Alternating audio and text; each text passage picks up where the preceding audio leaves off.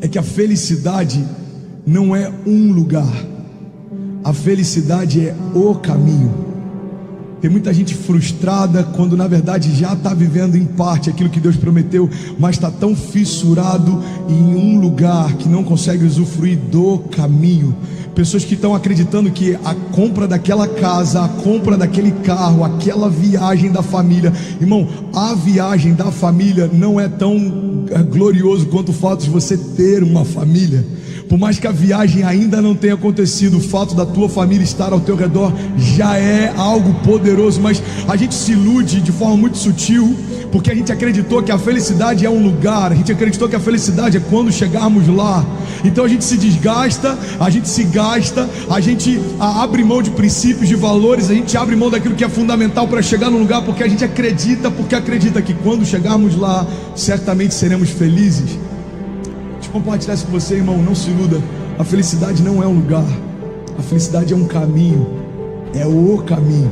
O que eu tenho aprendido é que nada daquilo que eu espero viver é melhor do que aquilo que eu já estou vivendo.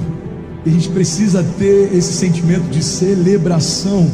O problema é que quando a gente acredita nessa mentira que a felicidade está num lugar, a gente chega em algumas conquistas, recebe alguns presentes, mas porque ainda não é aquilo que a gente deseja que seja, a gente não consegue celebrar. Ainda não é o que eu esperava, ainda não é o que eu queria, ainda não. Ei, irmão, para de fazer pirraça por aquilo que ainda não veio e começa a celebrar aquilo que já está usufruindo. Ah, mas eu não consegui chegar lá, irmão. Você tem saúde, Deus te mantém de pé, Ele te deu fôlego, teu coração continua batendo, não porque você é bom, mas porque Deus deu uma ordem para ele. Continue batendo. Você já parou para pensar que a cada novo dia que surge uma nova possibilidade de viver milagres? A cada nova semana a gente tem que parar de, em tempos de crise, contar os dias como se fossem menos um. No meio da pandemia, menos um dia de isolamento, menos um dia de quarentena, menos um. Irmão, menos um para quem? É mais um dia de viver milagres, é mais um dia de viver promessas, é mais um dia de ver em tempos de crise sementes de fé sendo geradas, é mais um dia, irmão. André, você está falando, mas é fácil para você. Cara, fácil para quem, irmão? A gente precisa entender que a gente não pode se mover por extremos, esses excessos. O que é ansiedade? Nada mais é do que um excesso do meu pensamento em relação ao futuro. O que é depressão? Muitas vezes a depressão nada mais é do que o excesso do meu pensamento em relação ao passado. Então aquilo que um dia foi euforia, muito facilmente se transforma em nostalgia, e é um pulo para melancolia. A gente está eufórico demais, e aquilo que viveu no passado é diferente do que está vivendo hoje. O meu relacionamento acabou, ou a minha empresa fechou, ou o meu ministério não está fluindo como já foi um dia. Ou, irmão, a palavra está dizendo: esquecendo-me das coisas que para trás ficaram. Avanço, eu preciso avançar. Avançar diz respeito a se desconectar do que ficou e se reconectar com o que há de vir. Avançar diz respeito a parar de olhar para aquilo que não existe mais e colocar o teu olhar naquilo que Deus ainda vai fazer, e certamente Ele fará. Por isso nós colocamos os nossos olhos no futuro. Por quê? Porque a esperança mora lá, irmão. A esperança mora no futuro. Não tenha medo das tempestades, mas não se acostume com elas.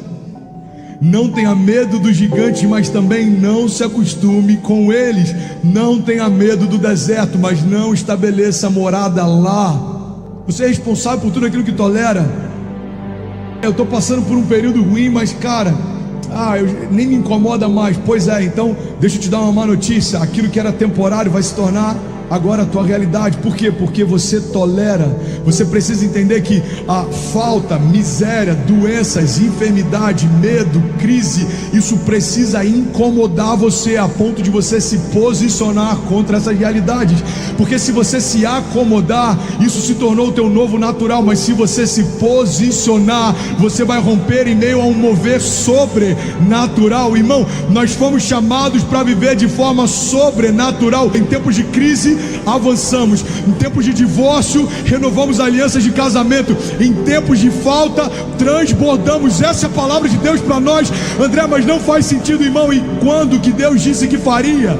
Não me importa o tamanho dos gigantes, o tamanho das crises, não importa o nome das doenças, não importa aquilo que se levanta contra mim, eu vou passar. Mas os gigantes são fortes demais, e daí? Então entenda isso, irmão.